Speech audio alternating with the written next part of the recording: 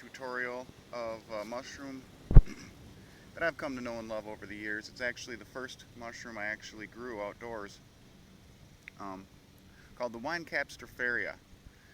Now let's take a look here. You can see it's got a nice burgundy color cap, very large. There's buttons over here. It's really, this one's just past the ideal stage for growing, for picking, but it's still delicious. Get some dirt on there. You can see this is actually a wood chip pile, wood chip bed that I put together. And when you look at these wood chips, you see down there, you can see a small mushroom, but you can see there's mycelium in here. It looks like something came by and chowed on one of them. You know, animals in nature know what tastes good, and they go for it. You can see this is a wood chip bed. When I first, years ago, put together a wine cap bed, what I did is I got a spore syringe and inoculated a grain jar, and then went out to one of my local parks where they had just put in some trails, and there were fresh wood chips just like this. I've tried similar things since in playground areas, and they must treat that wood with like fungicides because nothing grew and wine caps would have grown. But yeah, I got good 2-3 years production out of that wood chip trail, and so I could probably expect the same out of this little wood chip pile. I've got other bigger wood chip piles, and I will probably do a video on how to inoculate those with the stumps of these. See what you can do. And since this is kind of a tutorial and field guide, see, here's another one that's kind of broken up. What I want to show you is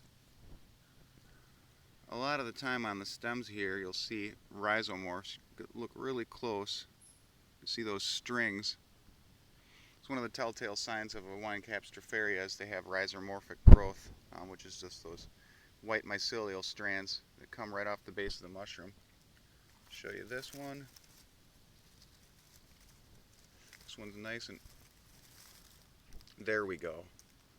Now here's some real telltale signs that you're dealing with wine cap stropharia, and you'll know what it is. I mean, first of all, big burgundy caps. Second of all, you get this nice rhizomorphic growth here, and I've done a previous video where I run that into cardboard, and I've looked at it recently, and it does seem to be taking and running through the cardboard. Maybe I'll do an update on that. Maybe I'll do another video with this running through the cardboard, but I think I'm going to do a video running these stumps into wood chips.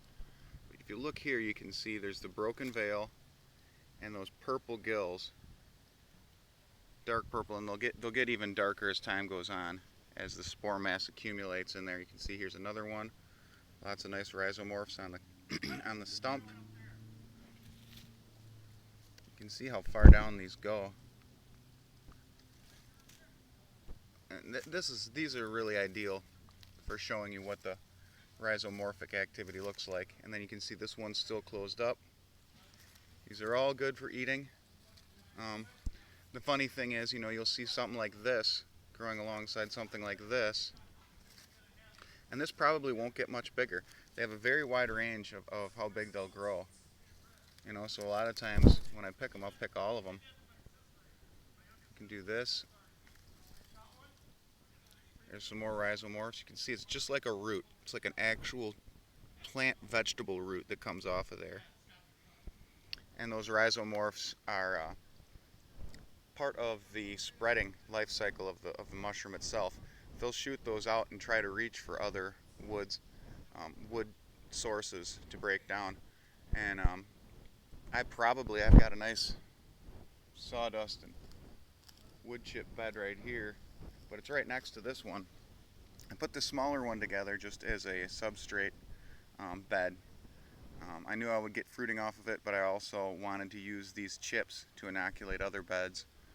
And what I'm going to wind up doing is taking all these stumps and knocking up other wood chip beds with the rhizomorphic stumps. But you can see we got a couple more here. Got one over there that got kind of chowed on. You know, like I said, animals like these too. Here's ones that went past their prime, but they're still good to eat. You can see it's got critter bites out of it.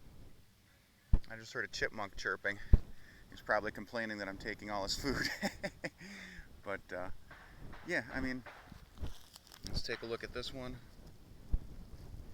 Again, well, you can see the inoculated wood chips stuck to that stem. And these will all come out. You can see the veil breaks away. It's got a very thick veil. Wine caps have a very thick veil that breaks away at an early age.